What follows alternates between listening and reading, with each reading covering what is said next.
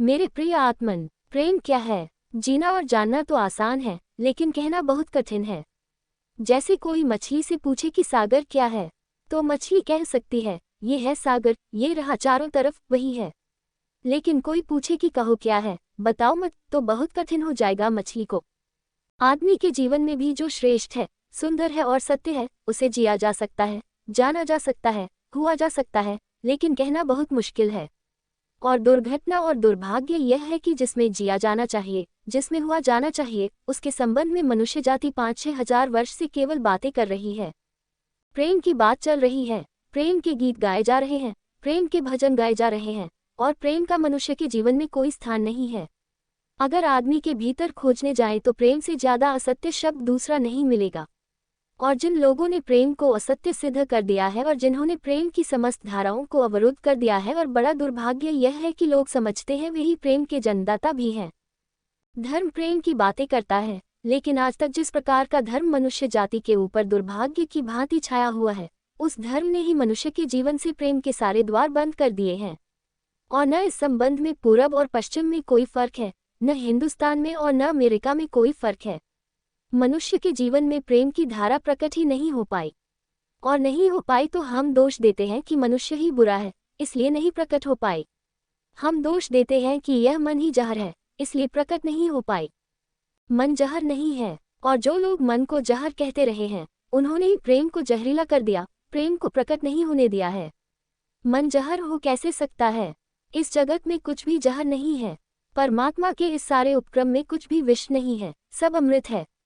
लेकिन आदमी ने सारे अमृत को जहर कर लिया है, और इस जहर करने में शिक्षक, साधु संत और तथाकथित धार्मिक लोगों का सबसे ज्यादा हाथ है। इस बात को थोड़ा समझ लेना जरूरी है, क्योंकि अगर यह बात दिखाई न पड़े तो मनुष्य के जीवन में कभी भी प्रेम भविष्य में भी नहीं हो सकेगा। क्योंकि जिन कारणों से प्रेम नहीं पैदा हो सका है, उन्हीं कारणों को हम प्रेम प्रकट करने के आधार और कारण बना रहे हैं। हालतें ऐसी हैं कि गलत सिद्धांतों को अगर हजारों वर्ष तक दोहराया जाए तो फिर हम ये भूल ही जाते हैं कि सिद्धांत गलत है, और दिखाई पड़ने लगता है कि आदमी गलत है, क्योंकि उन सिद्धांतों को पूरा नहीं कर पा रहा है। मैंने सुना है, एक सम्राट के महल के नीचे से एक पंखा बेचने वाला गुजरता था और जोर से चिल्ला रहा था कि अनूठे और अद्भुत पंखे मैंने निर्मित किए हैं। ऐसे पंखे कभी भी नहीं बनाए गए, ये पंखे कभी देखे भी नहीं गए हैं। सम्राट ने खिड़की से झांक कर देखा कि कौन है जो अनूठे पंखे ले आया है। सम्राट के पास सब तरह के पंखे थे, दुनिया के कोने कोने में जो मिल सकते थे।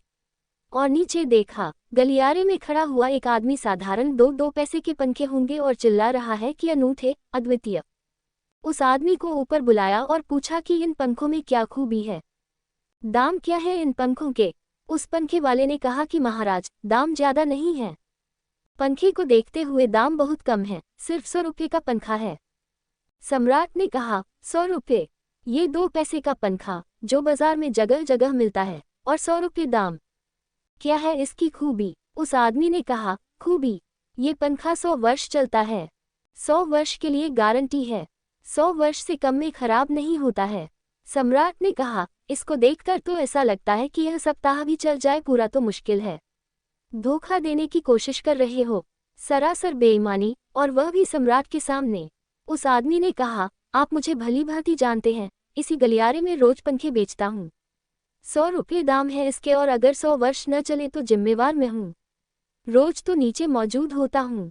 और फिर आप सम्राट हैं, आपको धोखा देकर जाऊंगा कहाँ? वह पंखा खरीद लिया गया। सम्राट को विश्वास तो न था, लेकिन आश्चर्य भी था कि यह आदमी सरासर झूठ बोल रहा है। किस बल पर बोल रहा है? पंखा 100 रुपये में खरीद लिया गया और उससे कहा कि 7वें दिन तुम उपस्थित हो जाना। 2-4 दिन में ही पंखे की डंडी बाहर निकल गई। 7वें दिन तो वह बिल्कुल मुर्दा हो गया। लेकिन सम्राट ने सोचा कि शायद पंखे वाला आएगा नहीं, लेकिन ठीक समय पर 7वें दिन वह पंखे वाला हाजिर हो गया और उसने कहा, कहो महाराज। उन्होंने कहा, कहना नहीं है, ये पंखा पड़ा हुआ है टूटा हुआ, ये 7 दिन में ही यह गति हो गई, तुम कहते 100 वर्षे चलेगा। पागल हो या धोखेबाज, क्या हो?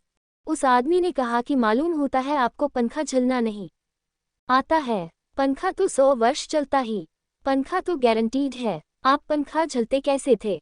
सम्राट ने कहा, और भी सुनो, अब मुझे ये भी सीखना पड़ेगा कि पंखा कैसे किया जाता है। उस आदमी ने कहा, कृपा करके बताए कि इस पंखे की गति 7 दिन में ऐसी कैसे बना दी आपने?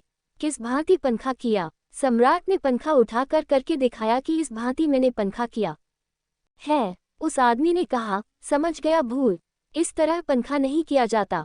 सम्राट ने कहा, और क्या रास्ता है पंखा झलने का? उस आदमी ने कहा, पंखा पकड़िए सामने और सिर को हिलाए। पंखा 100 वर्ष चलेगा, आप समाप्त हो जाएंगे, लेकिन पंखा बचेगा।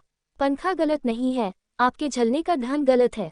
यह आदमी पैदा हुआ है 5-6 हजार या 10,000 वर्ष की संस्कृति का यह आदमी फल है। लेकिन संस्कृति गलत नहीं है, यह आदमी गलत है। आदमी मरता जा रहा है रोज और संस्कृति की दुहाई चलती चली जाती है कि महान संस्कृति, महान धर्म, महान सब कुछ। और उसका ये फल है आदमी, उसी संस्कृति से गुजरा है और ये परिणाम है उसका। लेकिन नहीं, आदमी गलत है और आदमी को बदलना चाहिए अपने को। और कोई कहने की हिम्मत नहीं उठाता कि कहीं ऐसा तो नहीं है कि 10,000 वर्षों में जो संस्कृति और धर्म आदमी को प्रेम से नहीं भर पाए वह संस्कृति और धर्म गलत हों। और अगर 10,000 वर्षों में आदमी प्रेम से नहीं भर पाया तो आगे कोई संभावना है इसी धर्म और इसी संस्कृति के आधार पर कि आदमी कभी प्रेम से भर जाए। 10,000 वर्षों में जो नहीं हो पाया वह आगे भी 10,000 वर्षों में होने वाला नहीं है, क्योंकि आदमी यही है, कल भी यही होगा। आदमी हमेशा से यही है और हमेशा यही होगा।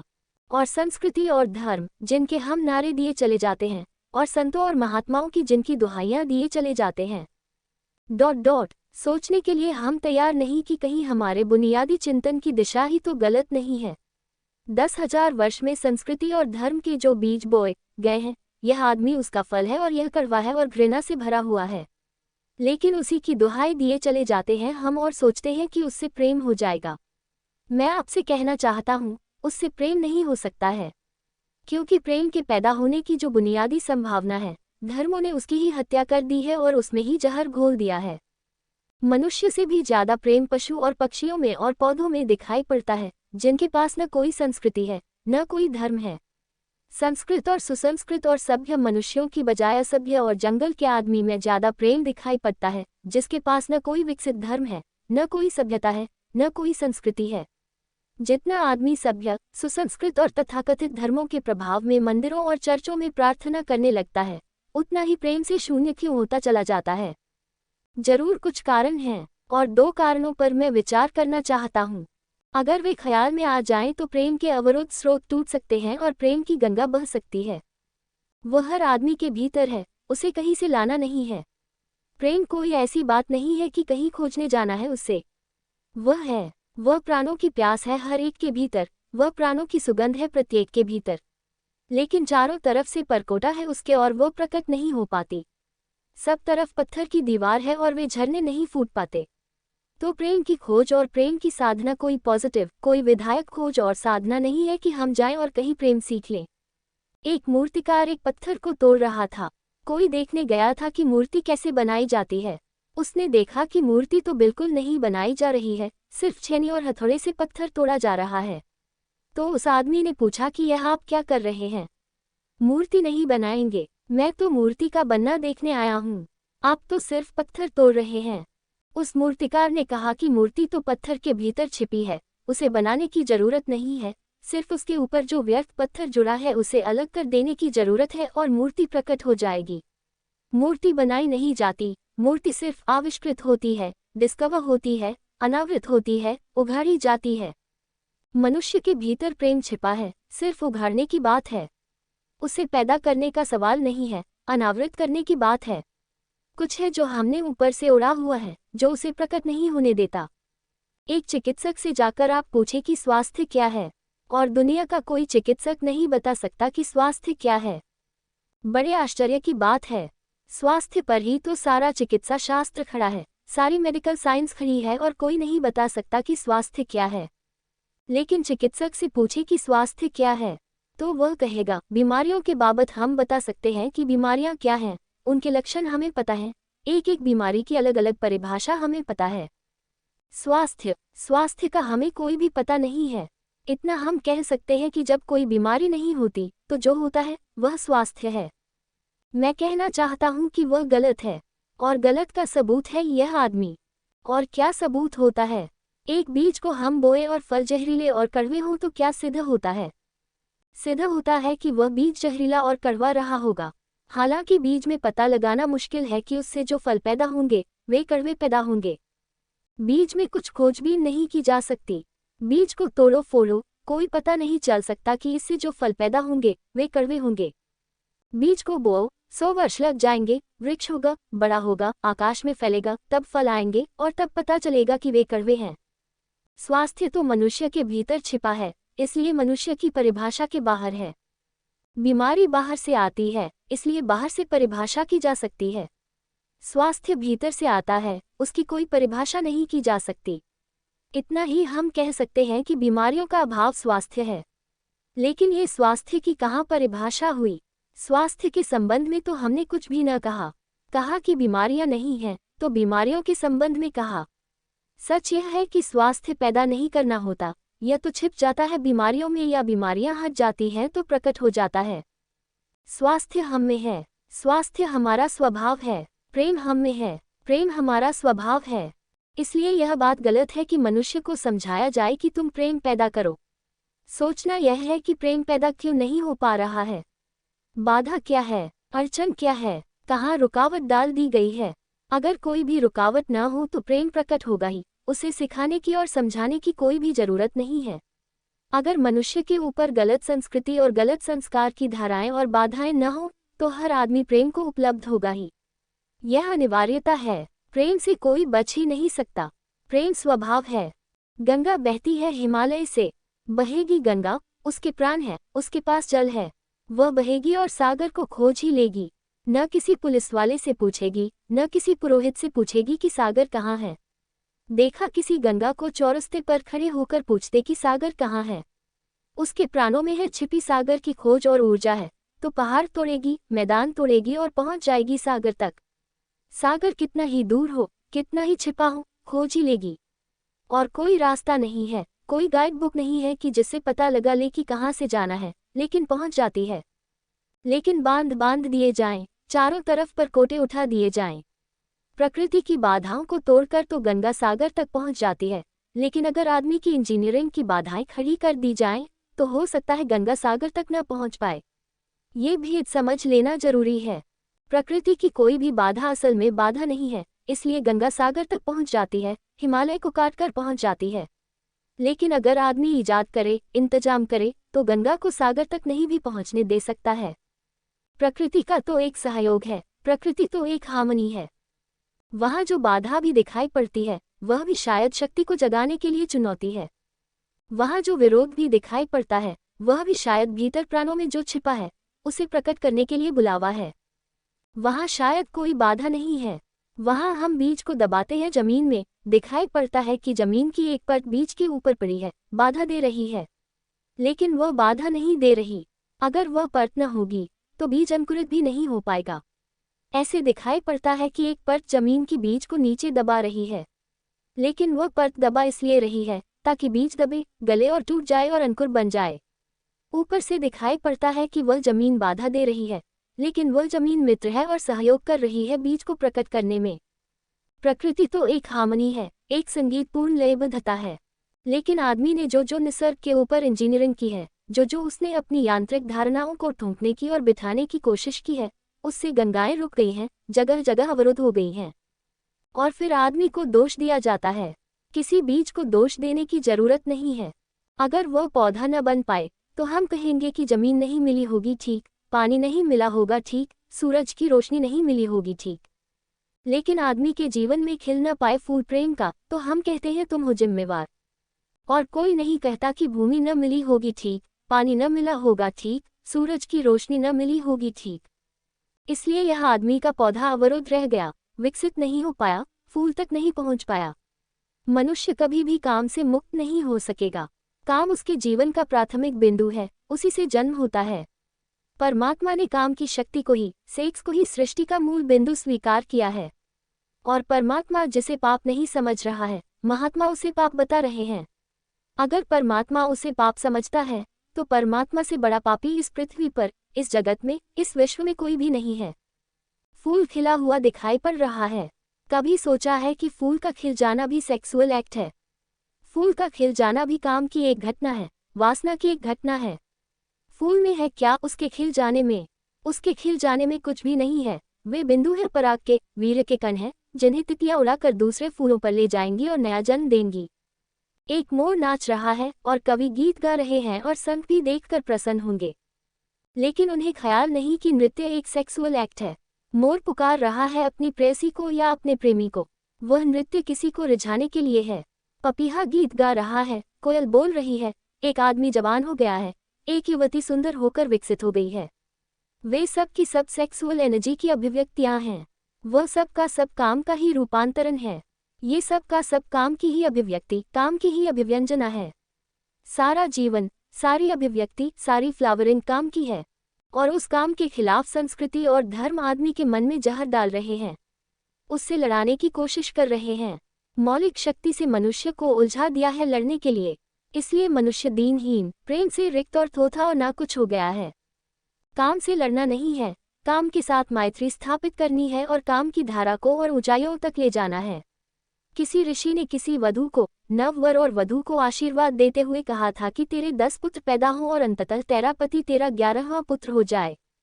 वासना रूपांतरित हो तो पत्नी माँ बन सकती है, वासना रूपांतरित हो तो काम प्रेम बन सकता है।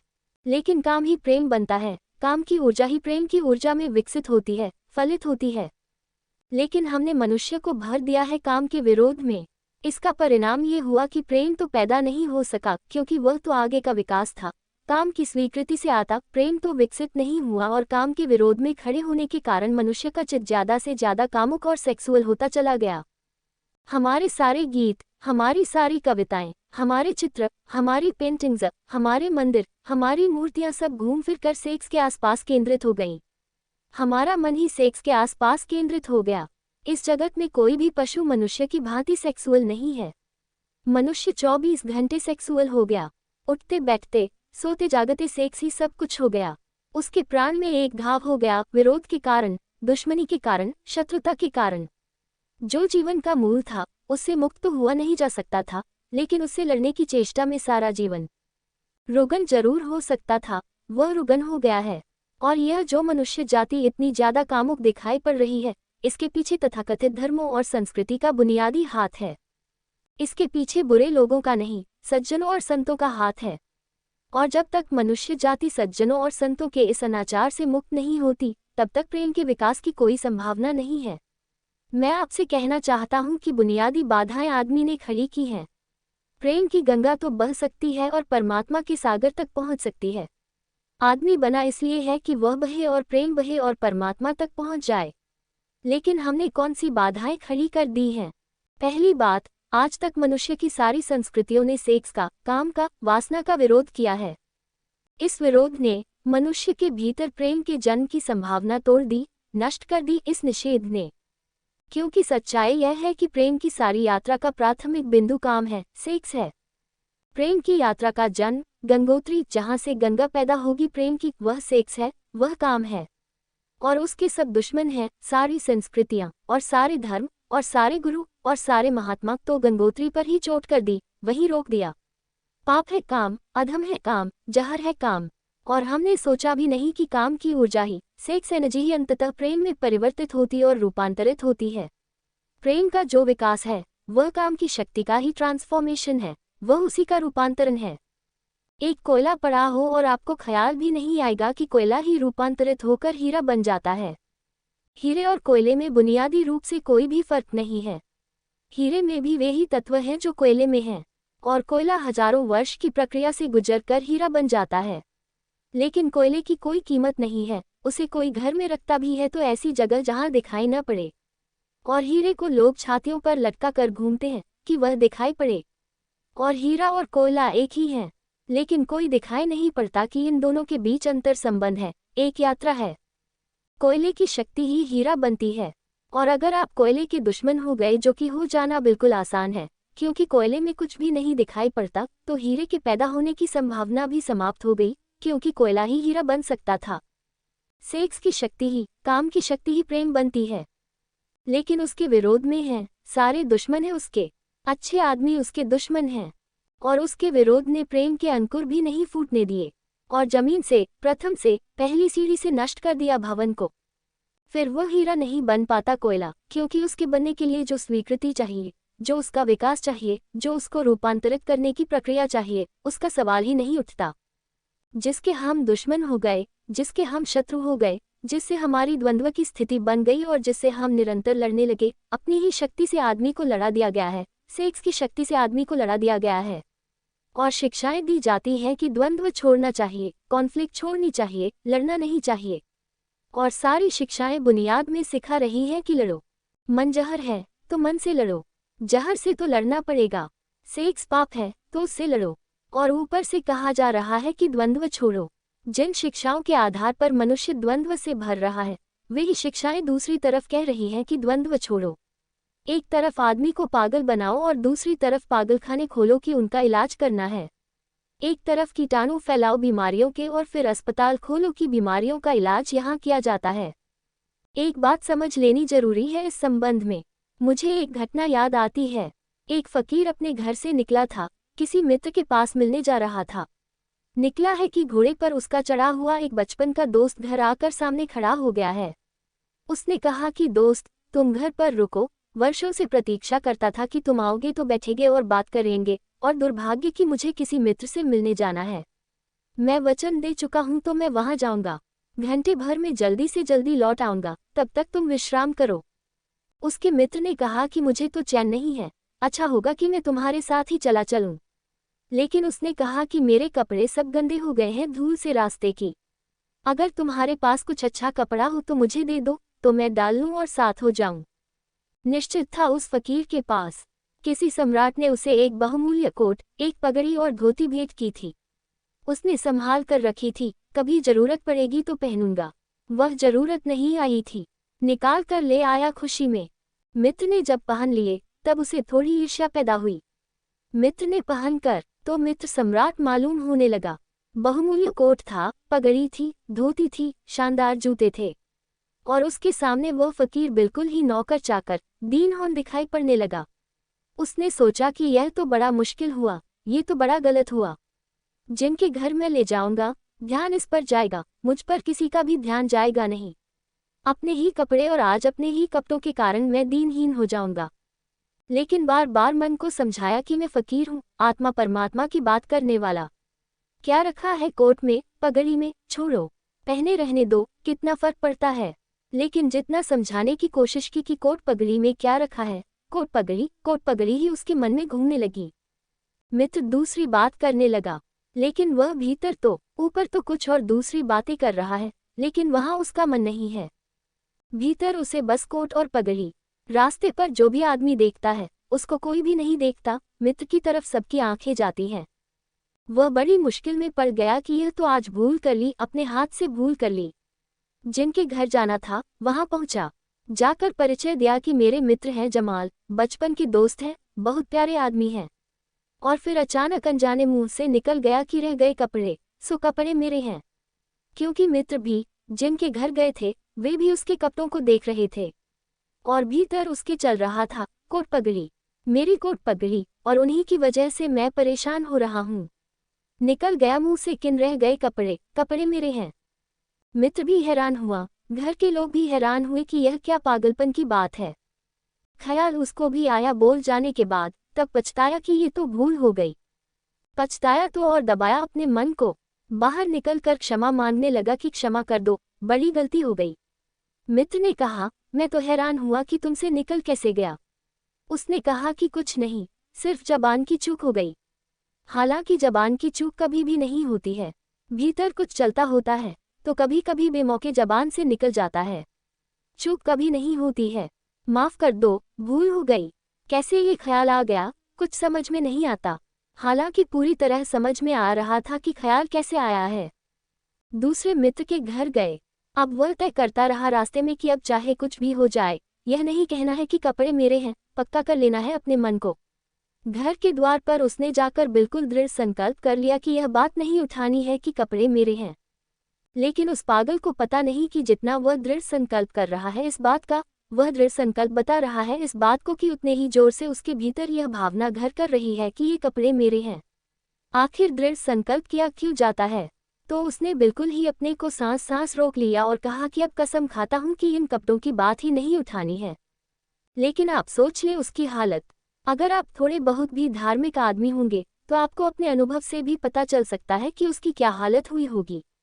अगर आपने कसम खाए हो, व्रत लिए हो, संकल्प साधे हो, तो आपको भली भांति पता होगा कि भीतर क्या हालत हो जाती है। भीतर गया, उसके माथे से पसीना चू रहा है, इतना श्रम पड़ रहा है। मित्र डरा हुआ है उसके पसीने को देखकर कि वह उसकी सब नसें खींची हुई हैं। वह बोल रहा है एक एक शब्द कि मेरे मित्र हैं, बड़े पुराने दोस्त हैं, बहुत अच्छे आदमी हैं। और एक क्षण को वह रुका, जैसे भीतर से कोई जोर का धक्का आया हो और सब बह गया, बाढ़ आ गई और सब बह गया हो। और उसने कहा कि रह गई कपड़ों की बात, तो मैंने कसम खा ली है कि कपड़ों की बात ही नहीं करनी है। ये जो इस आदमी के साथ हुआ, वह पूरी मनुष्य जाति के साथ सेक्स के संबंध में हो गया है। सेक्स को ऑब्सेशन बना दिया, सेक्स को रोग बना दिया, घाव बना दिया और सब विषाक्त कर दिया। सब विषाक्त कर दिया। छोटे छोटे बच्चों को समझाया जा रहा है कि सेक्स पाप है। लड़कियों को समझाया जा रहा है, लड़कों को समझाया जा रहा है कि सेक्स पाप है। फिर ये लड़की जवान होगी, ये लड़का जवान होगा, इनकी शादियां होंगी और सेक्स की दुनिया शुरू होगी। और इन दोनों के भीतर यह भाव है कि यह पाप है। और फिर कहा जाएगा स्त्री को कि पति को परमात्मा मान। जो पाप में ले जा रहा है उसको परमात्मा कैसे माना जा सकता है? ये कैसे संभव है कि जो पाप में घसीट रहा है वह परमात्मा हो? और उस लड़के को कहा जाएगा, उस युवक को कहा जाएगा कि तेरी पत्नी है, तेरी साथिनी है, तेरी संगी है। लेकिन जो नरक में ले जा रही है, शास्त्रों में लिखा है कि स्त्री नरक का द्वार है। यह नरक का द्वार संगी और साथिनी, यह मेरा आधा अंग, यह नरक की तरफ जाता हुआ आधा अंग मेरा, ये इसके साथ कौन सा सामंजस्य बन सकता है? सारी दुनिया का दाम्पत्य जीवन नष्ट किया है इस शिक्षा ने। और जब दंपति का जीवन नष्ट हो जाए तो प्रेम की कोई संभावना नहीं रही। क्योंकि जब पति और पत्नी प्रेम न कर सके एक दूसरे को, जो कि अत्यंत सहज और नैसर्गिक प्रेम है, तो फिर कौन और किसको प्रेम कर सकेगा? इस प्रेम को बढ़ाया जा सकता है कि पत्नी और पति का प्रेम इतना विकसित हो, इतना उदात्त हो, इतना ऊंचा बने कि धीरे धीरे बांध तोड़ दे और दूसरों तक फैल जाए। ये हो सकता है, लेकिन इसको समाप्त ही कर दिया जाए, तोड़ ही दिया जाए, विषाक्त कर दिया जाए, तो फैलेगा क्या, बढ़ेगा क्या? रामानुज एक गांव में ठहरे थे और एक आदमी ने आकर कहा कि मुझे परमात्मा को पाना है। तो उन्होंने कहा कि तूने कभी किसी को प्रेम किया है? उस आदमी ने कहा, इस झंझट में मैं कभी पड़ा ही नहीं, प्रेम वगैरह की झंझट में नहीं पड़ा, मुझे तो परमात्मा को खोजना है। रामानुज ने कहा, तूने कभी झंझट ही नहीं की प्रेम की? उसने कहा, मैं बिल्कुल सच कहता हूँ आपसे। एक आदमी कहता है कि मैं ब्रह्मचर्य का दृढ़ व्रत लेता हूँ, उसका मतलब है कि उसके भीतर कामुकता दृढ़ता से धक्के मार रही है, नहीं तो और कारण क्या है? एक आदमी कहता है कि मैं कसम खाता हूँ कि आज से कम खाना खाऊंगा, उसका मतलब यह है कि कसम खानी पड़ रही है, ज्यादा खाने का मन है उसका। और तब अनिवार्य रूपेण द्वंद्व पैदा होता है, जिससे हम लड़ना चाहते हैं, वही हमारी कमजोरी है, और तब द्वंद्व पैदा हो जाना स्वाभाविक है। वह लड़ता हुआ दरवाजे के भीतर गया, संभल कर बोला कि मेरे मित्र हैं। लेकिन जब वह बोल रहा है तब उसको कोई नहीं देख रहा है, उसके मित्र को ही उस घर के लोग देख रहे हैं। तब फिर उसे ख्याल आया कि मेरा कोट, मेरी पगड़ी। उसने कहा कि दृढ़ता से कसम खाई है, इसकी बात नहीं उठानी है। मेरा क्या है कपड़ा लत्ता, कपड़े लत्ते किसी के होते हैं, ये तो सब संसार है, ये तो सब माया है। लेकिन ये सब समझा रहा है, लेकिन असलियत तो बाहर से भीतर, भीतर से बाहर हो रही है। समझाया कि मेरे मित्र हैं, बचपन के दोस्त हैं, बहुत प्यारे आदमी हैं, रह गए कपड़े, कपड़े उन्हीं के हैं, मेरे नहीं हैं। पर घर के लोगों को ख्याल आया कि कपड़े उन्हीं के हैं, मेरे नहीं है। आज तक ऐसा परिचय कभी देखा नहीं गया था। बाहर निकलकर क्षमा मांगने लगा कि बड़ी भूल हुई जा रही है, मैं क्या करूं, क्या न करूं, यह क्या हो गया है मुझे? आज तक मेरी जिंदगी में कपड़ों ने इस तरह से मुझे नहीं पकड़ा था, किसी को नहीं पकड़ा है, लेकिन अगर तरकीब उपयोग में करे तो कपड़े पकड़ ले सकते हैं। मित्र ने कहा, मैं जाता नहीं तुम्हारे साथ, पर वह हाथ जोड़ने लगा कि नहीं, ऐसा मत करो, जीवन भर के लिए दुख रह जाएगा कि मैंने क्या दुर्व्यवहार किया। अब मैं कसम खाकर कहता हूँ कि कपड़ों की बात ही नहीं उठानी है, मैं बिल्कुल भगवान की कसम खाता हूँ कि कपड़ों की बात नहीं उठानी है। और कसम खाने वालों से हमेशा सावधान रहना जरूरी है, क्योंकि जो भी कसम खाता है उसके भीतर उस कसम से भी मजबूत कोई बैठा है जिसके खिलाफ वह कसम खा रहा है। और वह जो भीतर बैठा है वह ज्यादा भीतर है, कसम ऊपर है और बाहर है। कसम चेतन मन से खाई गई है और जो भीतर बैठा है वह चेतन की परतों तक समाया हुआ है। अगर मन के 10 हिस्से कर दे तो कसम एक हिस्से ने खाए है, 9 हिस्सा उल्टा भीतर खड़ा हुआ है। ब्रह्मचर्य की कसमें एक हिस्सा खा रहा है मन का और 9 हिस्सा परमात्मा की दुहाई दे रहा है। वह जो परमात्मा ने बनाया है वह उसके लिए ही कहे चला जा रहा है।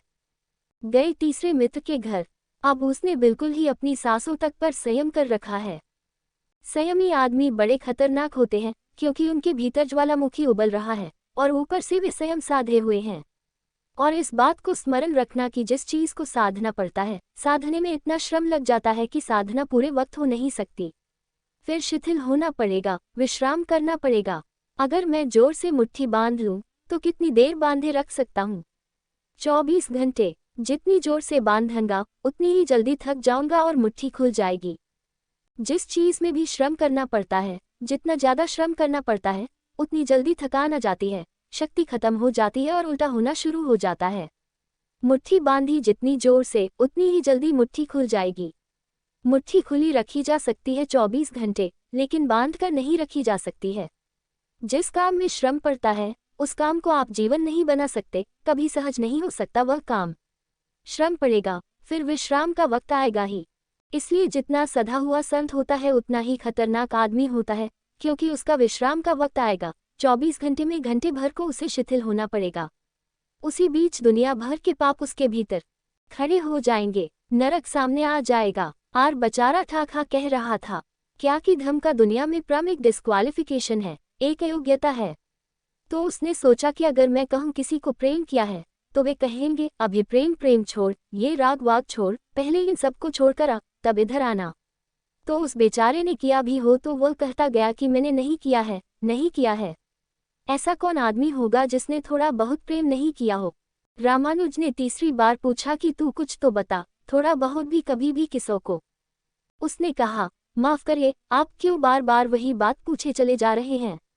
मैंने प्रेम की तरफ आंख उठाकर नहीं देखा, मुझे तो परमात्मा को खोजना है। तो रामानुज ने कहा, मुझे क्षमा कर, तू कहीं और खोज। क्योंकि मेरा अनुभव यह है कि अगर तूने किसी को प्रेम किया हो तो उस प्रेम को फिर इतना बड़ा जरूर किया जा सकता है कि वह परमात्मा तक पहुंच जाए। लेकिन अगर तूने प्रेम ही नहीं किया है तो तेरे पास कुछ है ही नहीं जिसको बड़ा किया जा सके। बीज ही नहीं है तेरे पास जो वृक्ष बन सके। तो तू जा कहीं और पूछ। और जब पति और पत्नी में प्रेम न हो, जिस पत्नी ने अपने पति को प्रेम न किया हो और जिस पति ने अपनी पत्नी को प्रेम न किया हो, वे बेटों को, बच्चों को प्रेम कर सकते हैं, तो आप गलती में हैं। पत्नी उसी मात्रा में बेटे को प्रेम करेगी जिस मात्रा में उसने अपने पति को प्रेम किया है, क्योंकि यह बेटा पति का ही फल है, उसका ही प्रतिफलन है, उसका ही रिफ्लेक्शन है। यह इस बेटे के प्रति जो प्रेम होने वाला है वह उतना ही होगा जितना उसने पति को चाहा और प्रेम किया हो। ये पति की ही मूर्ति है जो फिर नई होकर वापस लौट आई है। अगर पति के प्रति प्रेम नहीं है तो बेटे के प्रति प्रेम सच्चा कभी भी नहीं हो सकता। और अगर बेटे को प्रेम नहीं किया गया, पालना पोसना और बड़ा कर देना प्रेम नहीं है, तो बेटा माँ को कैसे प्रेम कर सकता है? बाप को कैसे प्रेम कर सकता है? वह जो यूनिट है जीवन का, परिवार, वह विषाक्त हो गया है सेक्स को दूषित कहने से, कंडेम करने से, निंदित करने से। और परिवार ही फैलकर पूरा जगत है, पूरा विश्व है। और फिर हम कहते हैं कि प्रेम बिल्कुल दिखाई नहीं पड़ता। प्रेम कैसे दिखाई पड़ेगा? हालांकि हर आदमी कहता है कि मैं प्रेम करता हूँ। माँ कहती है, पत्नी कहती है, बाप कहता है, भाई कहता है, बहन कहती है, मित्र कहते हैं कि हम प्रेम करते हैं। सारी दुनिया में हर आदमी कहता है कि हम प्रेम करते हैं। और दुनिया में इकट्ठा देखो तो प्रेम कहीं दिखाई ही नहीं पड़ता। इतने लोग अगर प्रेम करते हैं तो दुनिया में तो प्रेम की वर्षा हो जानी चाहिए थी, प्रेम के फूल ही फूल खिल जाने चाहिए थे, प्रेम के दिए ही दिए जल जाते, घर घर प्रेम का दिया होता तो दुनिया में इकट्ठी इतनी रोशनी होती प्रेम की। लेकिन वहाँ तो घृणा की रोशनी दिखाई पड़ती है, क्रोध की रोशनी दिखाई पड़ती है, युद्धों की रोशनी दिखाई पड़ती है। प्रेम का तो कोई पता नहीं चलता। झूठी है ये बात, और यह झूठ जब तक हम मानते चले जाएंगे तब तक सत्य की दिशा में खोज भी नहीं हो सकती। कोई किसी को प्रेम नहीं कर रहा है, और जब तक काम के निसर्ग को परिपूर्ण आत्मा से स्वीकृति नहीं मिलती है तब तक कोई किसी को प्रेम कर भी नहीं सकता है। जीवन जैसा है उसे स्वीकार करो और जियो उसकी परिपूर्णता में। वही परिपूर्णता रोज रोज सीढ़ियां सीढ़ियां ऊपर उठाती जाती है। वही स्वीकृति मनुष्य को ऊपर ले जाती है और एक दिन उसके दर्शन होते हैं जिसका काम में पता भी नहीं चलता था। काम अगर कोयला था तो एक दिन हीरा भी प्रकट होता है प्रेम का। तो पहला सूत्र यह है। दूसरा सूत्र आपसे कहना चाहता हूँ, और वह दूसरा सूत्र भी संस्कृति ने और आज तक की सभ्यता ने और धर्मों ने हमारे भीतर मजबूत किया है।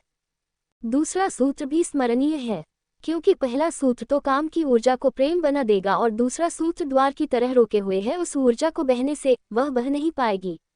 वह दूसरा सूत्र है मनुष्य का ये भाव कि मैं हूँ, ईगो, उसका अहंकार कि मैं हूँ। बुरे लोग तो कहते ही हैं कि मैं हूँ, अच्छे लोग और जोर से कहते हैं कि मैं हूँ और मुझे स्वर्ग जाना है और मोक्ष जाना है और मुझे ये करना है और मुझे वह करना है। लेकिन मैं खड़ा हुआ है वहाँ भीतर, और जिस आदमी का मैं जितना मजबूत है उतना ही उस आदमी की सामर्थ्य दूसरे से संयुक्त हो जाने की कम हो जाती है। क्योंकि मैं एक दीवार है, एक घोषणा है कि मैं हूँ। मैं की घोषणा कह देती है तुम हो, मैं हूँ। दोनों के बीच फासली है। फिर मैं कितना ही प्रेम करूं और आपको अपनी छाती से लगा लूं, लेकिन फिर भी हम दो हैं। छातियां कितनी ही निकट आ जाएं, फिर भी बीच में फासला है, मैं हूं, तुम हो। इसीलिए निकटतम अनुभव भी निकट नहीं ला पाते। शरीर पास बैठ जाते हैं, आदमी दूर दूर बने रह जाते हैं। जब तक भीतर में बैठा हुआ है तब तक दूसरे का भाव नष्ट नहीं होता। सार्त्र ने कहीं एक अद्भुत वचन कहा है कि दी अदर इज हेल, वह जो दूसरा है वही नरक है। लेकिन सार्त्र ने यह नहीं कहा कि why the other is other. वह दूसरा दूसरा क्यों है? वह दूसरा दूसरा इसलिए है कि मैं हूँ, और जब तक मैं हूँ तब तक दुनिया में हर चीज दूसरी है, अन्य है, भिन्न है। और जब तक भिन्नता है तब तक प्रेम का अनुभव नहीं हो सकता। प्रेम है एकात्म का अनुभव। प्रेम है इस बात का अनुभव कि गिर गई दीवार और दो ऊर्जाएं मिल गई और संयुक्त हो गई। प्रेम है इस बात का अनुभव कि एक व्यक्ति और दूसरे व्यक्ति की सारी दीवारें गिर गई और प्राण संयुक्त हुए, मिले और एक हो गए। जब यही अनुभव एक व्यक्ति और समस्त के बीच फलित होता है तो उस अनुभव को मैं कहता हूँ परमात्मा। और जब दो व्यक्तियों के बीच फलित होता है तो उसे मैं कहता हूँ प्रेम। अगर मेरे और किसी दूसरे व्यक्ति के बीच यह अनुभव फलित हो जाए कि हमारी दीवारें गिर जाएं, हम किसी भीतर की तल पर एक हो जाएं, एक संगीत, एक धारा, एक प्राण, तो यह अनुभव है प्रेम। और अगर ऐसा ही अनुभव मेरे और समस्त के बीच घटित हो जाए कि मैं विलीन हो जाऊं और सब और मैं एक हो जाऊं, तो यह अनुभव है परमात्मा। इसलिए मैं कहता हूँ प्रेम है सीढ़ी और परमात्मा है उस यात्रा की अंतिम मंजिल। ये कैसे संभव है कि दूसरा मिट जाए?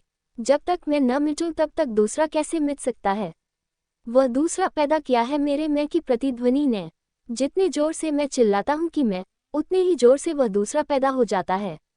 वह दूसरी प्रतिध्वनि है, उस तरफ इको हो रही है मेरे मैं की। और यह अहंकार, ये ईगो द्वार पर दीवार बनकर खड़ी है।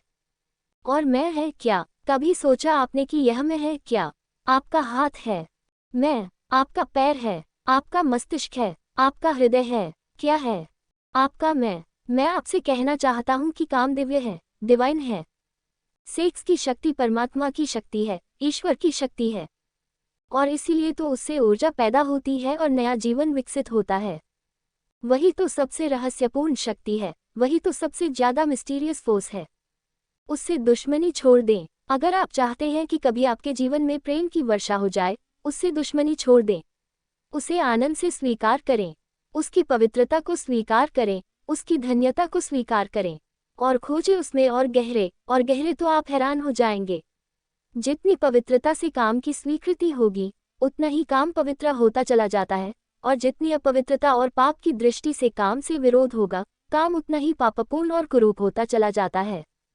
जब कोई अपनी पत्नी के पास ऐसे जाए जैसे कोई मंदिर के पास जाता है, जब कोई पत्नी अपने पति के पास ऐसे जाए जैसे सच में कोई परमात्मा के पास जाता है।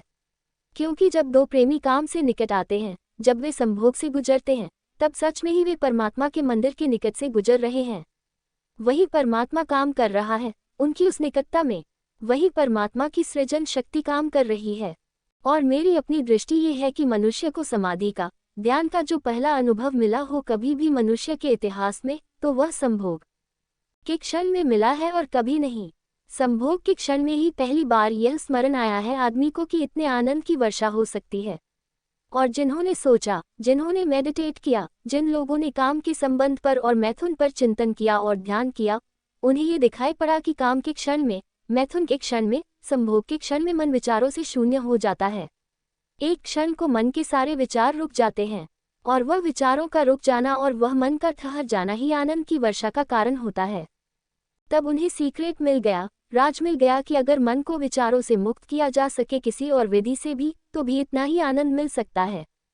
और तब समाधि और योग की सारी व्यवस्थाएं विकसित हुईं, जिनमें ध्यान और सामायिक और मेडिटेशन और प्रेयर, इनकी सारी व्यवस्थाएं विकसित हुईं। इन सब के मूल में संभोग का अनुभव है। और फिर मनुष्य को अनुभव हुआ कि बिना संभोग में जाए भी चित्त शून्य हो सकता है। और जो रस को अनुभूति संभोग में हुई थी, वह बिना संभोग के भी बरस सकती है। फिर संभोग क्षणिक हो सकता है, क्योंकि शक्ति और ऊर्जा का वह निकास और बहाव है, लेकिन ध्यान सतत हो सकता है। तो मैं आपसे कहना चाहता हूं कि एक युगल संभोग के क्षण में जिस आनंद को अनुभव करता है, एक योगी 24 घंटे उस आनंद को अनुभव करने लगता है। लेकिन इन दोनों आनंदों में बुनियादी विरोध नहीं है, और इसलिए जिन्होंने कहा कि विषयानंद और ब्रह्मानंद भाई भाई हैं, उन्होंने जरूर सत्य कहा है। वे सहोदर हैं, एक ही उदर से पैदा हुए हैं, एक ही अनुभव से विकसित हुए हैं। उन्होंने निश्चित ही सत्य कहा है। तो पहला सूत्र आपसे कहना चाहता हूँ, अगर चाहते हैं कि पता चले कि प्रेम तत्व क्या है, तो पहला सूत्र है काम की पवित्रता, दिव्यता, उसकी ईश्वरीय अनुभूति की स्वीकृति, उसको परम हृदय से, पूर्ण हृदय से अंगीकार। और आप हैरान हो जाएंगे, जितने परिपूर्ण हृदय से काम की स्वीकृति होगी, उतने ही आप काम से मुक्त होते चले जाएंगे। जितना अस्वीकार होता है, उतने ही हम बंधते हैं। जैसा वह फकीर कपटों से बंध गया, जितना स्वीकार होता है, उतने हम मुक्त होते हैं। अगर परिपूर्ण स्वीकार है, टोटल एक्सेप्टेबिलिटी है जीवन का जो निसर्ग है उसकी, तो आप पाएंगे कि वह परिपूर्ण स्वीकृति को मैं आस्तिकता कहता हूँ, वही आस्तिकता व्यक्ति को मुक्त करती है। नास्तिक में उनको कहता है, निषेध करते हैं ये बुरा है, जीवन के निसर्ग का अस्वीकार करते ये पाप है, ये विष है, ये छोड़ो, ये छोड़ो, ये छोड़ो। जो छोड़ने की बातें कर रहे हैं, वे ही नास्तिक हैं। अगर आप एक क्षण भी शांत होकर भीतर खोजने जाएंगे कि कहाँ है मैं, कौन सी चीज़ है मैं, तो आप एकदम हैरान रह जाएंगे, भीतर कोई मैं खोजे से मिलने को नहीं है। जितना गहरा खोजेंगे, उतना ही पाएंगे भीतर एक सन्नाटा और शून्य है। वहाँ कोई आई नहीं, वहाँ कोई मैं नहीं, वहाँ कोई ईगो नहीं। एक भिक्षु नागसेन को एक सम्राट मिलिंद ने निमंत्रण दिया था कि तुम आओ दरबार में। तो जो राजदूत गया था निमंत्रण देने, उसने नागसेन को कहा कि भिक्षु नागसेन, आपको बुलाया है सम्राट मिलिंद ने, मैं निमंत्रण देने आया हूँ। तो वह नागसेन कहने लगा, मैं चलूंगा जरूर, लेकिन एक बात विनय कर दूं, पहले ही कह दूं कि भिक्षु नागसेन जैसा कोई है नहीं। ये केवल एक नाम है, कामचलाओ नाम है। आप कहते हैं तो मैं चलूंगा जरूर, लेकिन ऐसा कोई आदमी कहीं है नहीं। राजदूत ने जाकर सम्राट को कह दिया कि बड़ा अजीब आदमी है वह। वह कहने लगा कि मैं चलूंगा जरूर, लेकिन ध्यान रहे कि भिक्षु नागसेन जैसा कहीं कोई है नहीं, ये केवल एक कामचलाओ नाम है। सम्राट ने कहा, अजीब सी बात है, जब वह कहता है मैं चलूंगा, आएगा वह आया अभी रथ पर बैठकर। सम्राट ने द्वार पर स्वागत किया और कहा, भिक्षु नागसेन, हम स्वागत करते हैं आपका। वह हंसने लगा। उसने कहा कि स्वागत स्वीकार करता हूँ, लेकिन स्मरण रहे, भिक्षु नागसेन जैसा कोई है नहीं। सम्राट कहने लगा, बड़ी पहेली की बातें करते हैं आप। अगर आप नहीं हैं तो कौन है? कौन आया है यहाँ? कौन स्वीकार कर रहा है स्वागत? कौन दे रहा है उत्तर? नागसेन मुड़ा और उसने कहा कि देखते हैं सम्राट मिलिंद, ये रथ खड़ा है जिस पर मैं आया। सम्राट ने कहा, हाँ ये रथ है। तो भिक्षु नागसेन पूछने लगा, घोड़ों को निकालकर अलग कर लिया जाए। घोड़े अलग कर लिए गए और उसने पूछा सम्राट से, ये घोड़े रथ हैं? सम्राट ने कहा, घोड़े कैसे रथ हो सकते हैं? घोड़े अलग कर दिए गए। सामने के डंडे जिनसे घोड़े बंधे थे खींचवा लिए गए और उसने पूछा कि ये रथ हैं? सिर्फ 2 डंडे कैसे रथ हो सकते हैं? डंडे अलग कर दिए गए, चाक निकलवा लिए और कहा, ये रथ हैं। सम्राट ने कहा, ये चाक है, ये रथ नहीं है। और एक एक अंग रथ का निकलता चला गया और एक एक अंग पर सम्राट को कहना पड़ा कि नहीं, ये रथ नहीं है। फिर आखिर पीछे शून्य बच गया, वहां कुछ भी न बचा। भिक्षु नागसेन पूछने लगा, रथ कहाँ है अब? रथ कहाँ है अब? और जितनी चीजें मैंने निकाली तुमने कहा, ये भी रथ नहीं, ये भी रथ नहीं, ये भी रथ नहीं, अब रथ कहाँ है? तो सम्राट चौंक कर खड़ा रह गया। रथ पीछे बचा भी नहीं था और जो चीजें निकल गई थी उनमें कोई रथ था भी नहीं। तो वह भिक्षु कहने लगा, समझे आप, रथ एक जोड़ था, रथ कुछ चीजों का संग्रह मात्र था। रथ का अपना होना नहीं है कोई, ईगो नहीं है कोई। रथ एक जोड़ है। आप खोजे कहाँ है आपका मैं, और आप पाएंगे कि अनंत शक्तियों के एक एक जोड़ हैं, मैं कहीं भी नहीं है। और एक एक अंग आप सोचते चले जाएं तो एक एक अंग समाप्त होता चला जाता है, फिर पीछे शून्य रह जाता है। उसी शून्य से प्रेम का जन्म होता है, क्योंकि वह शून्य आप नहीं है, वह शून्य परमात्मा है। एक गांव में एक आदमी ने मछलियों की एक दुकान खोली थी। बड़ी दुकान थी, उस गांव में पहली दुकान थी। तो उसने एक बहुत खूबसूरत तख्ती बनवाई और उस पर लिखाया, फ्रेश फिश सोल्ड हियर, यहाँ ताजी मछलियाँ बेची जाती हैं। पहले ही दिन दुकान खुली और एक आदमी आया और कहने लगा, फ्रेश फिश सोल्ड हियर, ताजी मछलियाँ। कहीं बासी मछलियाँ भी बेची जाती हैं, ताजी लिखने की क्या जरूरत। दुकानदार ने सोचा कि बात तो ठीक है, इससे और व्यर्थ बासे का भी ख्याल पैदा होता है। उसने फ्रेश अलग कर दिया, ताज़ा अलग कर दिया, तख्ती रह गई, फिश सोल्ड हियर, मछलियाँ यहाँ बेची जाती हैं। दूसरे दिन एक बूढ़ी औरत आई और उसने कहा कि मछलियाँ यहाँ बेची जाती हैं, सोल्ड हियर, कहीं और कहीं भी बेचते हो। उस आदमी ने कहा कि यह हियर बिल्कुल फिजूल है। उसने तख्ती पर एक शब्द और अलग कर दिया, रह गया फिश सोल्ड। तीसरे दिन एक आदमी आया और वह कहने लगा, फिश सोल्ड, मछलियाँ बेची जाती हैं, मुफ्त भी देते हो क्या। उस आदमी ने कहा, ये सोल्ड भी बेकार है। उस सोल्ड को भी अलग कर दिया, अब रह गई वहाँ तख्ती, फिश। एक बुड्ढा आया और कहने लगा, फिश, अंधे को भी मील भर दूर से बास मिल जाती है, ये तख्ती काहे के लिए लटकाई हुई है यहाँ। फिश भी चली गई, खाली तख्ती रह गई वहाँ। और एक आदमी आया और उसने कहा, ये तख्ती किस लिए लगाई है, इससे दुकान पर आड़ पड़ती है। वह तख्ती भी चली गई, वहाँ कुछ भी नहीं रह गया। एलिमिनेशन होता गया, एक एक चीज हटती चली गई, पीछे जो शेष रह गया, शून्य। उस शून्य से प्रेम का जन्म होता है, क्योंकि उस शून्य में दूसरे के शून्य से मिलने की क्षमता है। सिर्फ शून्य ही शून्य से मिल सकता है और कोई नहीं। दो शून्य मिल सकते हैं, दो व्यक्ति नहीं। दो इंडिविजुअल नहीं मिल सकते, दो वैक्यूम, दो एम्प्टीनेस मिल सकते हैं, क्योंकि बाधा अब कोई भी नहीं है। शून्य की कोई दीवार नहीं होती और हर चीज की दीवार होती है। तो दूसरी बात स्मरणीय है, व्यक्ति जब मिटता है, नहीं रह जाता, पाता है कि हूँ ही नहीं, जो है वह मैं नहीं हूँ, जो है वह सब है, तब द्वार गिरता है, दीवार टूटती है, और तब वह गंगा बहती है जो भीतर छिपी है और तैयार है। वह शून्य की प्रतीक्षा कर रही है कि कोई शून्य हो जाए तो उससे बहुत हूँ। हम एक कुआं खोदते हैं, पानी भीतर है, पानी कहीं से लाना नहीं होता, लेकिन बीच में मिट्टी पत्थर पड़े हैं, उनको निकालकर बाहर कर देते हैं। करते क्या है हम, करते हैं हम एक शून्य बनाते हैं, एक खाली जगह बनाते हैं, एक एम्प्टीनेस बनाते हैं। कुआं खोदने का मतलब है खाली जगह बनाना, ताकि खाली जगह में जो भीतर छिपा हुआ पानी है वह प्रकट होने के लिए जगह पा जाए, स्पेस पा जाए। वह भीतर है, उसको जगह चाहिए प्रकट होने को, जगह नहीं मिल रही है, भरा हुआ है कुआं मिट्टी पत्थर से। मिट्टी पत्थर हमने अलग कर दिए, वह पानी उबलकर बाहर आ गया। आदमी के भीतर प्रेम भरा हुआ है, स्पेस चाहिए, जगह चाहिए जहां वह प्रकट हो जाए, और हम भरे हुए हैं अपने मैं से। हर आदमी चिल्लाए चला जा रहा है मैं। और स्मरण रखें, जब तक आपकी आत्मा चिल्लाती है मैं, तब तक आप मिट्टी पत्थर से भरे हुए कुएं हैं। आपके कुएं में प्रेम के झरने नहीं फूटेंगे, नहीं फूट सकते हैं। मैंने सुना है, एक बहुत पुराना वृक्ष था, आकाश में सम्राट की तरह उसके हाथ फैले हुए थे। उस पर फूल आते थे तो दूर दूर से पक्षी सुगंध लेने आते, उस पर फल लगते थे तो तितलियां उन्हीं। उसकी छाया, उसके फैले हाथ, हवाओं में उसका वह खड़ा रूप आकाश में बड़ा सुंदर था। एक छोटा बच्चा उसकी छाया में रोज खेलने आता था, और उस बड़े वृक्ष को उस छोटे बच्चे से प्रेम हो गया। बड़ों को छोटों से प्रेम हो सकता है, अगर बड़ों को पता न हो कि हम बड़े हैं। वृक्ष को कोई पता नहीं था कि मैं बड़ा हूँ, ये पता सिर्फ आदमी को होता है, इसलिए उसका प्रेम हो गया। अहंकार हमेशा अपने से बड़ों को प्रेम करने की कोशिश करता है। अहंकार हमेशा अपने से बड़ों से संबंध जोड़ता है। प्रेम के लिए कोई बड़ा छोटा नहीं, जो आ जाए उसी से संबंध जुड़ जाता है। वह एक छोटा सा बच्चा खेलता आता था उस वृक्ष के पास, उस वृक्ष का उससे प्रेम हो गया। लेकिन वृक्ष की शाखाएं ऊपर थीं, बच्चा छोटा था, तो वृक्ष अपनी शाखाएं उसके लिए नीचे झुकाता ताकि वह फल तोड़ सके, फूल तोड़ सके। प्रेम हमेशा झुकने को राजी है, अहंकार कभी भी झुकने को राजी नहीं है। अहंकार के पास जाएंगे तो अहंकार के हाथ और ऊपर उठ जाएंगे ताकि आप उन्हें छू न सकें, क्योंकि जिसे छू लिया जाए वह छोटा आदमी है, जिसे न छुआ जा सके, दूर सिंहासन पर दिल्ली में हो, वह आदमी बड़ा आदमी है।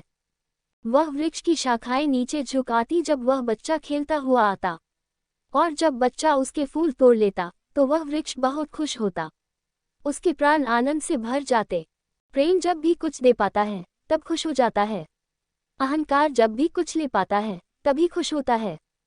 फिर वह बच्चा बड़ा होने लगा, वह कभी उसकी छाया में सोता, कभी उसके फल खाता, कभी उसके फूलों का ताज बनाकर पहनता और जंगल का सम्राट हो जाता। प्रेम के फूल जिसके पास भी बरसते हैं वही सम्राट हो जाता है, और जहाँ भी अहंकार घिरता है वही सब अंधकार हो जाता है, आदमी दीन और दरिद्र हो जाता है। वह लड़का फूलों का ताज पहनता और नाचता और वृक्ष बहुत खुश होता, उसके प्राण आनंद से भर जाते, हवाएं सनसनाती और वह गीत गाता। फिर लड़का और बड़ा हुआ, वह वृक्ष के ऊपर भी चढ़ने लगा, उसकी शाखाओं से झूलने भी लगा, वह उसकी शाखाओं पर विश्राम भी करता और वृक्ष बहुत आनंदित होता। प्रेम आनंदित होता है जब प्रेम किसी के लिए छाया बन जाता है, अहंकार आनंदित होता है जब किसी की छाया छीन लेता है। लेकिन लड़का बड़ा होता चला गया, दिन बढ़ते चले गए। जब लड़का बड़ा हो गया तो उसे और दूसरे काम भी दुनिया में आ गए, महत्वाकांक्षाएं आ गईं। उसे परीक्षाएं पास करनी थी, उसे मित्रों को जीतना था।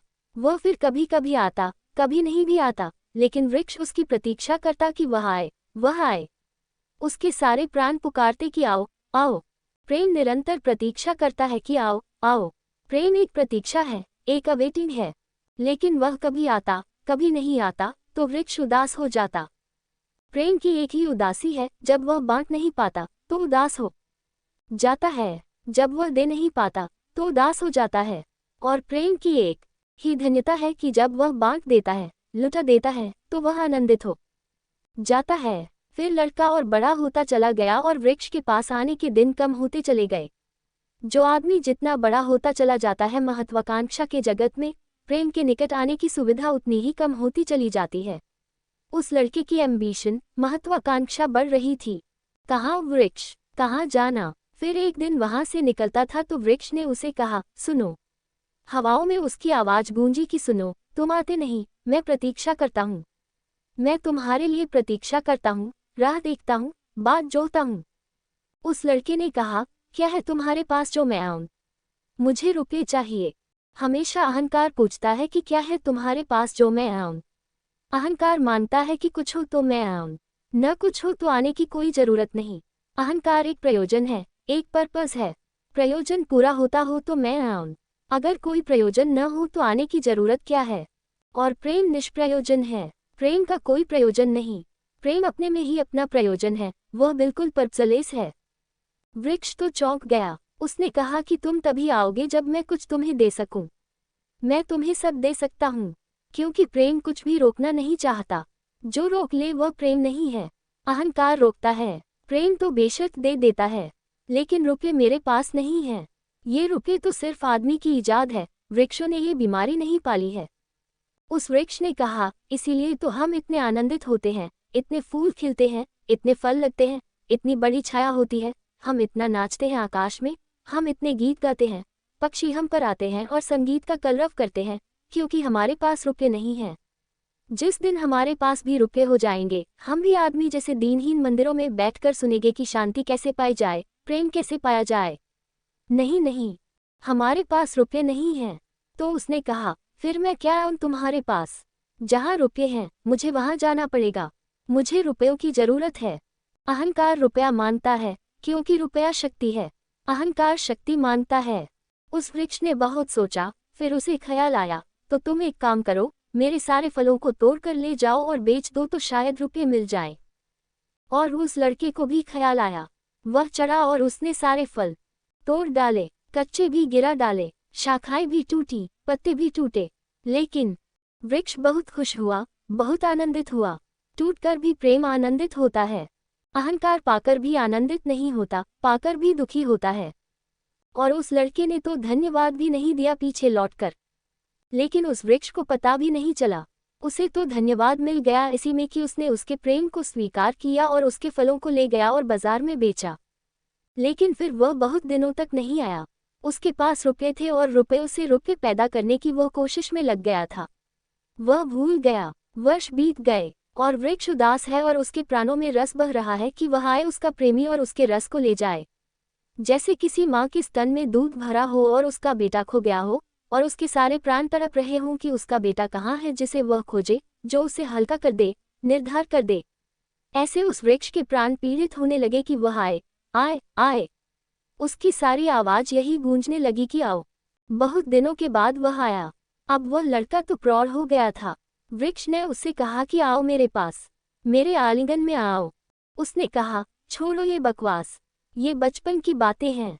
अहंकार प्रेम को पागलपन समझता है, बचपन की बातें समझता है। उस वृक्ष ने कहा, आओ मेरी डालियों से झूलो, नाचो। उसने कहा, छोड़ो ये फिजूल की बातें, मुझे एक मकान बनाना है। मकान दे सकते हो तुम? वृक्ष ने कहा, मकान? हम तो बिना मकान के ही रहते हैं। मकान में तो सिर्फ आदमी रहता है। दुनिया में और कोई मकान में नहीं रहता, सिर्फ आदमी रहता है। सो देखते हो आदमी की हालत, मकान में रहने वाले आदमी की हालत। उसके मकान जितने बड़े होते जाते हैं, आदमी उतना छोटा होता चला जाता है। हम तो बिना मकान के रहते हैं। लेकिन एक बात हो सकती है कि तुम मेरी शाखाओं को काट कर ले जाओ तो शायद तुम मकान बना लो। और वह प्रौढ़ कुल्हाड़ी लेकर आ गया और उसने उस वृक्ष की शाखाएं काट डाली। वृक्ष एक ठूंठ रह गया, नंगा। लेकिन वृक्ष बहुत आनंदित था। प्रेम सदा आनंदित है, चाहे उसके अंग भी कट जाए। लेकिन कोई ले जाए, कोई ले जाए, कोई बांट ले, कोई सम्मिलित हो जाए, साझीदार हो जाए। और उस लड़के ने तो पीछे लौटकर भी नहीं देखा। उसने मकान बना लिया और वक्त गुजरता गया। वह ठूंठ राह देखता, वह चिल्लाना चाहता, लेकिन अब उसके पास पत्ते भी नहीं थे, शाखाएं भी नहीं थीं। हवाएं आती और वह बोल भी न पाता, बुला भी न पाता। लेकिन उसके प्राणों में तो एक ही गूंज थी कि आओ, आओ। और बहुत दिन बीत गए। तब वह बूढ़ा आदमी हो गया था, वह बच्चा। वह निकल रहा था पास से, वृक्ष के पास आकर खड़ा हो गया। तो वृक्ष ने पूछा, क्या कर सकता हूँ और मैं तुम्हारे लिए? तुम बहुत दिनों बाद आए। उसने कहा, तुम क्या कर सकोगे? मुझे दूर देश जाना है धन कमाने के लिए। मुझे एक नाव की जरूरत है। तो उसने कहा, तुम मुझे और काट लो तो मेरी इस पीन से नाव बन जाएगी। और मैं बहुत धन्य होऊंगा कि मैं तुम्हारी नाव बन सकूं और तुम्हें दूर देश ले जा सकूं। लेकिन तुम जल्दी लौट आना और सकुशल लौट आना। मैं तुम्हारी प्रतीक्षा करूंगा। और उसने आरे से उस वृक्ष को काट डाला। तब वह एक छोटा सा ठूंठ रह गया और वह दूर यात्रा पर निकल गया। और वह ठूंठ भी प्रतीक्षा करता रहा कि वह आए, आए। लेकिन अब उसके पास कुछ भी नहीं है देने को। शायद वह नहीं आएगा, क्योंकि अहंकार वहीं आता है जहां कुछ पाने को है, अहंकार वहां नहीं जाता जहां कुछ पाने को नहीं है। मैं उस ठूंठ के पास एक रात मेहमान हुआ था, तो वह ठूंठ मुझसे बोला कि वह मेरा मित्र अब तक नहीं आया।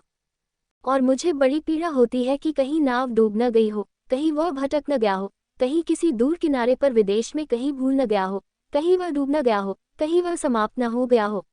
एक खबर भर कोई मुझे ला दे, अब मैं मरने के करीब हूँ। एक खबर भर आ जाए कि वह सकुशल है, फिर कोई बात नहीं, फिर सब ठीक है। अब तो मेरे पास देने को कुछ भी नहीं है, इसलिए बुलाऊं भी तो शायद वह नहीं आएगा, क्योंकि वह लेने की ही भाषा समझता है। अहंकार लेने की भाषा समझता है, प्रेम देने की भाषा है। इससे ज्यादा और कुछ मैं नहीं कहूँगा। जीवन एक ऐसा वृक्ष बन जाए और उस वृक्ष की शाखाएं अनंत तक फैल जाएं, सब उसकी छाया में हों और सब तक उसकी बाहें फैल जाएं, तो पता चल सकता है कि प्रेम क्या है। एक सभाग, परमात्मा का सूजन ऊर्जा। प्रेम का कोई शास्त्र नहीं है, न कोई परिभाषा है, न प्रेम का कोई सिद्धांत है। तो मैं बहुत हैरानी में था कि क्या कहूँगा आपसे कि प्रेम क्या है। वह तो बताना मुश्किल है। आकर बैठ सकती हूँ, अगर मेरी आंखों में दिखाई पड़ जाए तो दिखाई पड़ सकता है, अगर मेरे हाथों में दिखाई पड़ जाए तो दिखाई पड़ सकता है। मैं कह सकता हूँ ये है प्रेम। लेकिन प्रेम क्या है? अगर मेरी आंख में न दिखाई पड़े, मेरे हाथ में न दिखाई पड़े, तो शब्दों से बिल्कुल भी दिखाई नहीं पड़ सकता है कि प्रेम क्या है। मेरी बातों को इतने प्रेम और शांति से सुना, उससे बहुत बहुत अनुग्रहित हूँ। और अंत में सबके भीतर बैठे परमात्मा को प्रणाम करता हूँ। मेरे प्रणाम स्वीकार करें। टॉक सुनने के लिए धन्यवाद। ओशो टॉक को सुनने के लिए बने रहे हमारे चैनल के साथ।